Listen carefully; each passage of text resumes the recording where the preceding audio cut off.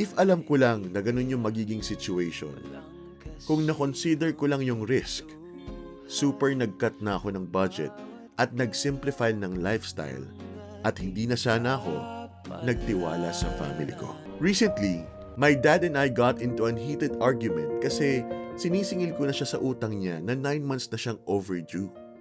50K din yun. Hindi pa kasali ang interest doon, Dan. So ngayon, July na, wala pa. Hindi pa rin siya nakakabayad ng utang. Pati yung dalawa kong kapatid na nakiswipe sa credit card ko, wala pa ring balak magbayad. Kaya pinuntahan ko siya sa bahay. Pero imbis na mag-abot ng pambayad ng utang, humirit pa si Papa ng 10K na cash dahil may bibilhin daw siya ulit para sa motor niya. Ang sabi ko, bayaran mo yung utang mo pa para may pambayad muna ako sa bills ko. Ang sagot niya, bastos daw ako kasi sinisingil ko siya. Nasagot ko siya ng, ako pa yung bastos? Naniningil lang naman ako. Ang hirap kaya maghanap ng pera sa totoo lang.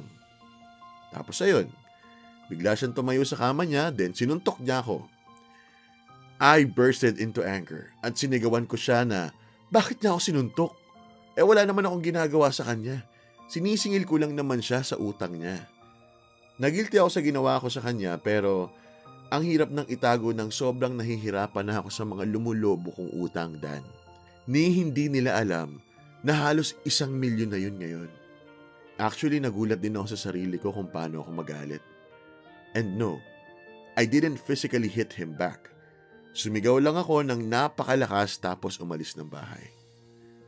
Mali ba yung ginawa ko na naningil ako sa kanya, Dan? Hindi na ako umaasa na matutulungan pa ako ng pamilya ko kahit na sila yung unang rason kung bakit nasira ang record ko sa bangko dahil sa hindi nila pagbabayad sa akin ng mga utang nila. Ilang beses ko na nga silang sinisingil kahit si Papa, pero wala talaga silang maibigay.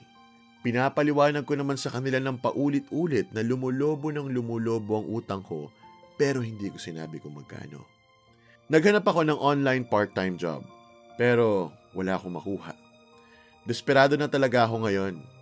Nagbebenta ako ng mga gamit ko, gadgets, branded na mga damit and shoes, na galing din sa pagsiswipe ko sa credit card.